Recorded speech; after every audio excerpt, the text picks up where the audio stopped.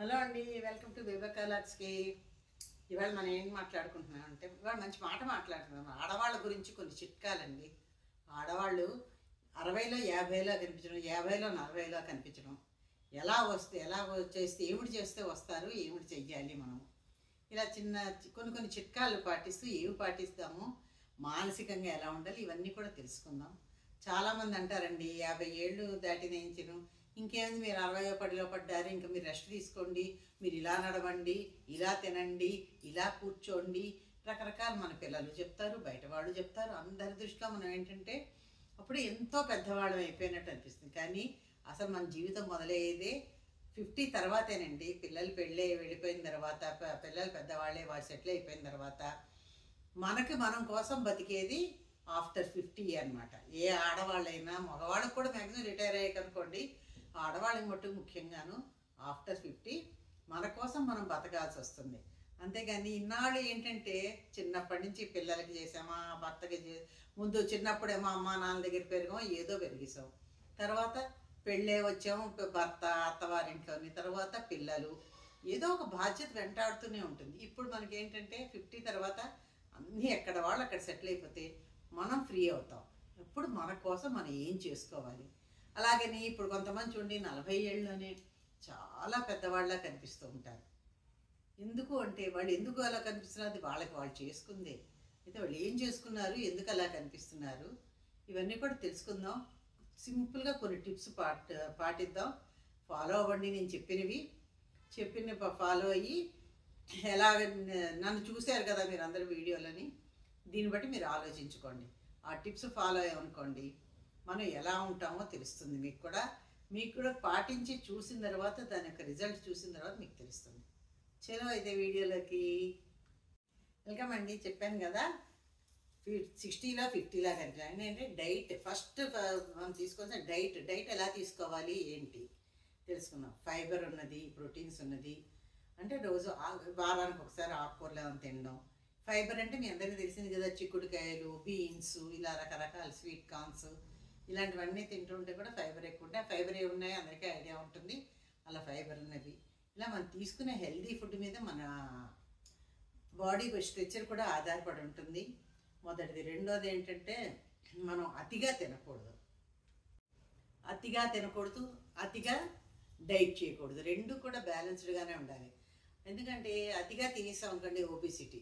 అది తగ్గడానికి ఏం చేస్తారు, ఇవాళ రేపున ఏవో న్యూట్రిషన్ డ్రింకులో వస్తున్నాయి కదా, అవి తాగేసి, నిమ్మకాయ నీళ్ళు తాగేసి, వారం రోజులు ఇవి తిని, వారం రోజులు అవి తాగి, వారం రోజులు ఇలా ఉండి, రకరకాల డైట్లు వస్తున్నాయి, అవి చేస్తున్నారు. దానివల్ల ఏమవుతుందంటే మొహం పీకిపోతుంది, స్కిన్ లూజ్ అయిపోతుంది.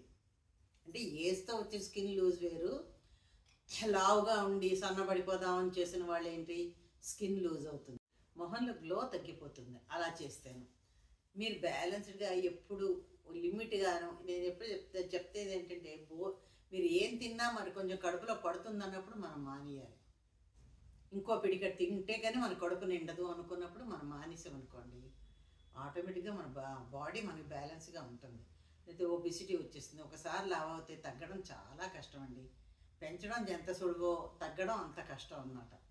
కాబట్టి ఆ బ్యాలెన్స్డ్ డైట్ తీసుకున్న వాళ్ళు ఎవరు కూడాను ఏజ్ కొంచెం చిన్నవాళ్ళుగానే కనిపిస్తారు. కొంతమంది అతిగా తిని ఒబిసిటీ ఉండడం వల్ల అండి, చిన్న పిల్లలు పెద్ద వాళ్ళకి ఏజ్కి మించి 10 ఏళ్ళు పెద్దవాళ్ళుగా కూడా కనిపిస్తుంటారు ఒక్కోసారి.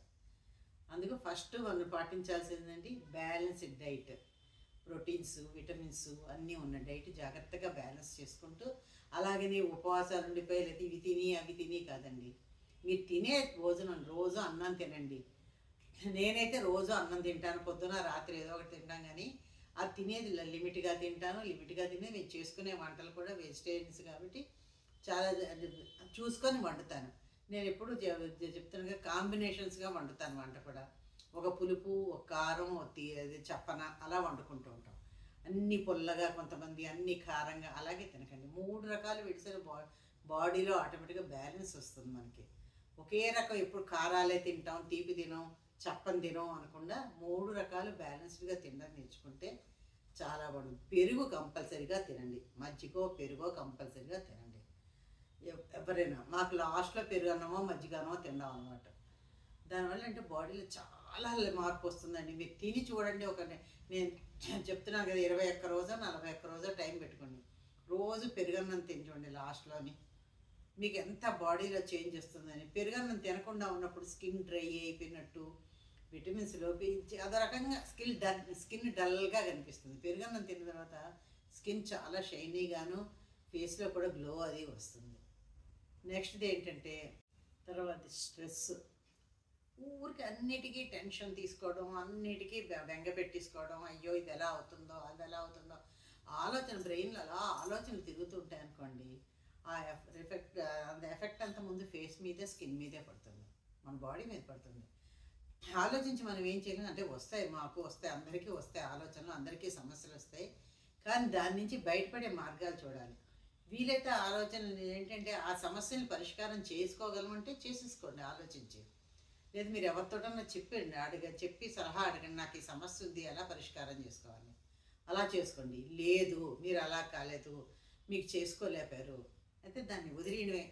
పోని ఉంటే ఉన్ని, ఎన్నాళ్ళు ఉంటుందో ఉన్ని, తర్వాత చూద్దాం దాని సంగతి, దాని గురించి నా హెల్త్ ఎందుకు పాడు చేసుకోవాలి అంటే. ఈ టెన్షన్ వచ్చేలా ఏముంటుందంటే ఫస్ట్ గ్యాస్ట్రిక్ ట్రబుల్ వస్తుందండి. బాగా అల్సర్లు రావడం, గ్యాస్ట్రిక్ ట్రబుల్ రావడం, ఏం తిన్నా డైజెషన్ అవ్వకపోవడం, ఇవన్నీ వేసలే ఉంటుంది. సరైన ఫుడ్ లోపలికి వెళ్ళదు. ఆటోమేటిక్గా మనం ఏంటంటే స్కిన్ ముడతలు పడిపోవడం, మొహం అంతా షింక్ అయిపోయినట్టు అయిపోవడం, అలా అయిపోతుంది. అలా అయిపోతే ఏముంది, మనం చాలా పెద్దవాళ్ళలా కనిపిస్తాము. అలా కాకుండా ముందు గ్యాస్ట్రిక్ ట్రబుల్ అంటాను. ముందు టెన్షన్స్, స్ట్రెస్సు, ఆఫీస్లో స్ట్రెస్ ఉంటుంది, ఆడవాళ్ళకైనా మగవాళ్ళు వాడు ఉద్యోగం చేస్తున్నారు, ఇంట్లో కూడా ఉంటాయండి. కామన్, మనిషే పుట్టిన తర్వాత అన్నీ వస్తాయి. కానీ వాటిని మెల్లిగా పక్కకి తోయడం ప్రయత్నం చేయాలి. అదే ఆలోచనని బుర్రలో పెట్టుకొని మన హెల్త్కి తెచ్చుకున్నందువల్ల లాభం ఏమన్నా ఉంటుందా? ఎవరైనా జాలి చూపిస్తారా? అయ్యో నీకు ఇలా నువ్వు ఇలా ఎవడబట్టి నువ్వు ఇలా అయ్యో అంటారా? నిన్ను ఎవడ ఆలోచించమన్నాడు, అందుకే నువ్వు అలా అయ్యావు, వదిలేయాలి అని మన్నే అంటారు తిరిగి తప్ప ఎవరు కూడాను అయ్యో ఇలా చేసింది పాపం మన కోసం ఇదేదో పడుతోంది టెన్షన్ అని ఏ భర్త కానీ పిల్లలు కానీ ఎవ్వరూ అనుకోరండి. కాబట్టి మీరు ముందు ఫస్ట్ ఏ టెన్షన్ వచ్చినా, ఏ స్ట్రెస్ వచ్చినా, ఏ ఆలోచనలు వచ్చినా దాన్ని ఎలాగ వదిలించుకోవాలి ఆలోచించండి. వచ్చిందని ఆలోచించకండి. మీకు ఇష్టమైన పనిలోకి వెళ్ళండి, ఇష్టమైన దగ్గరికి బయటికి వెళ్ళిపోండి. ఇంట్లో గొడవ అవుతుంది, ఆలోచనలు వస్తాయి. శుభ్రంగా తలుపు తాళం వేసుకొని బ్యాగ్ పట్టుకొని వెళ్ళిపోండి, పర్సు పట్టుకొని బయటికి.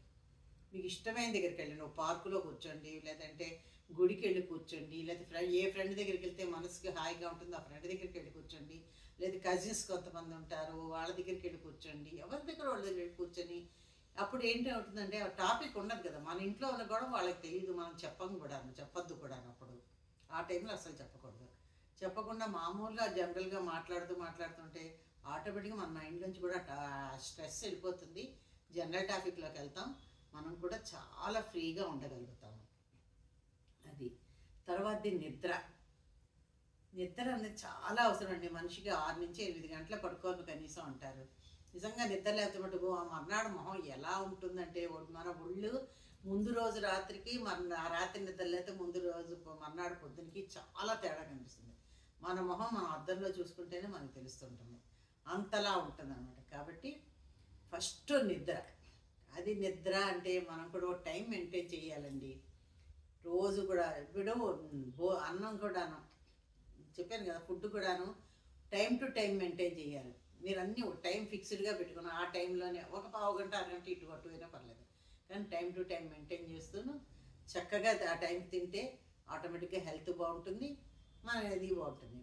అలాగే నిద్ర కూడాను ఏదో ఒక టైంలో రోజు మీరు టైం ఫిక్స్ చేసుకోండి. పొద్దున 9 గంటలకు టిఫిన్ తినండి, 10 గంటలకు తినండి, మధ్యాహ్నం 2 గంటలకు భోజనం చేయండి, రాత్రి 8 గంటలకు తినండి. కానీ ఒక టైం ఫిక్స్ చేసుకోవాలి, మన బాడీకి అది అలవాటు చేసుకోవాలి.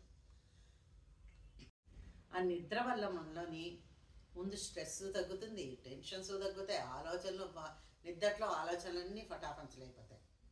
అప్పుడు మన బాడీ చక్కగా ఉంటుంది. 6 నుంచి 8 గంటలు మంచి మనం పడుకున్న కొంచెం సేపు కూడా డీప్గా నిద్రపోవాలన్నమాట. డీప్ స్లీప్ అంటారు చూసారు, అలాగా కాక నిద్రలు ఉండకూడదు. ఏదో ఆలోచిస్తున్నాం లేస్తున్నాం, నిద్రపోతున్నాం ఆలోచిస్తున్నాం లేస్తున్నాం, అది ఎప్పుడైనా అంటే తప్పదు. మనిషి తర్వాత సమస్యలు వస్తూ ఉంటే ఆలోచిస్తాం. నిత్యం అలా చేయకూడదు. దాని ఒక ఎక్సర్సైజ్ ఏదన్నా చేసుకునో అయితే ఏదో ఒక అలవాటు చేసుకొని మంచి నిద్రలోకి వెళ్తే మనకి ఏజ్ చాలా తక్కువగా కనిపిస్తుంది. అదే మీరు డీప్ స్లీప్ చేయకుండా ఆలోచనలతోటి కలత నిద్రలతో అంటారు చూసారా, ఆ కలత నిద్రలు పోయామనుకోండి మన ఏజ్ ఎక్కువగా కనిపిస్తాం. 20లోనే మీరు 40లా కనిపిస్తారు. ఇది అలవాటు చేసుకోండి. ఇంకోటి ఏంటంటే మన ఆలోచనలు, మంచి ఆలోచనలు, మన ఆలోచన విధానం. అంటే అనుకోవచ్చు అన్నీ అలాగ అయిపోతాయి అని, అవ్వవు, కానీ అలవాటు చేసుకోవాలి. ఒక్కోసారి మనం అందరం చెప్పిన వాళ్ళం కూడా కొంచెం పక్కదారులు పడుతూ ఉంటాము, కానీ మాకు మేమే మళ్ళీ హెచ్చరించుకుంటూ ఉంటాం అన్నమాట. ఎందుకంటే అమ్మో ఇలా వెళ్ళిపోతుంది, మైండ్ నెగిటివ్గా వెళ్ళిపోతుంది కదా. ఇంట్లో ఉన్నవాళ్ళు కూడా హెచ్చరిస్తూ ఉంటారు కదా, దీన్ని ఏంటి నువ్వు ఎలా మాట్లాడుతున్నావు, ఎందుకు ఇలా మాట్లాడుతున్నావు, ఇలాగలా అంటారు కదా. అప్పుడు మనం దిద్దుకోవాలి. వాళ్ళు అన్నారని కోపం తెచ్చుకోకుండాను, ఏంటి నెగిటివ్గా మాట్లాడుతున్నావు, ఏంటి ఆలోచనలు ఏంటి నీవు నెగిటివ్గా వస్తున్నాయని ఎవరినో చెప్పినప్పుడు మనం దిద్దుకుంది ప్రయత్నం చేయాలి. అంతేగాని ఇలా అన్నారు వాళ్ళు నేను ఇలాగే ఉంటాను అనకూడదు. కరెక్టే కబులు, మన తప్పు మనకు తెలియదు కదా, అవతల వాళ్ళు చెప్తే మన తప్పు తెలుస్తుంది. కాబట్టి మంచి ఆలోచనలు, తర్వాత ఇంట్లో కానీ చుట్టుపక్కల కానీ ఎవరితోటైనా కానీ ఫ్రెండ్లీగా ఉండాలి, ప్రేమతో ఉండాలి. ఇష్టమైందా మనం ప్రేమతో ఉందాం, ఇష్టం లేదా దూరంగా ఉందాం. అంతేగాని ఊరికినే వాళ్ళతోటి గొడవలు పెట్టుకొని వాళ్ళతోటి మెంటల్ టెన్షన్ తెచ్చుకొని వాళ్ళతోటి మళ్ళీ మనం అలా వాళ్ళు ఇలా అన్నారు వీళ్ళు ఇలా మనసులో పెట్టుకొని అదే ఓసారి అనుకుంటాం అనుకోమనుకో, కానీ అదే కంటిన్యూ చేయకూడదు, వెంటనే కట్ చేసేస్తూ ఉండాలి. అదొకటి చెప్పిన చుట్టుపక్కల వాళ్ళతో హ్యాపీగా సంతోషంగా ఉండం, ఇంట్లో ఫ్యామిలీ మెంబర్స్తో కూడా సంతోషంగా ఉండం, టెన్షన్ తెచ్చుకోకుండా డీప్ స్లీప్, మంచి అంటే కలత లేని నిద్ర పడుకోవాలి. ఇదండి ఇవాళ చెప్పింది. రేపు ఎందుకు అలా కనిపిస్తాము అన్నది రేపు మిగిలిన పార్ట్ విందురు, కానీ అంతా ఒకరోజు వింటే కూడా మీరు బోర్ అవుతారు కదా. ఎందుకు ఏజ్ ఎక్కువగా కనిపిస్తాము, ఏమిటి చేస్తే కనిపిస్తాము అన్నది రేపు విందాం. ఇవన్నీ ఇలా చేసి ఇలా పాటించామనుకోండి రేపు అది మనం ఏజ్ తక్కువగా కనిపిస్తాం. ఎందుకు ఎలా కనిపిస్తున్నది రేపు విందాం. ఓకేనా? ఎలా ఉందో కామెంట్లో పెట్టండి, లైక్ షేర్ సబ్స్క్రైబ్ చేయండి. Thank you, bye.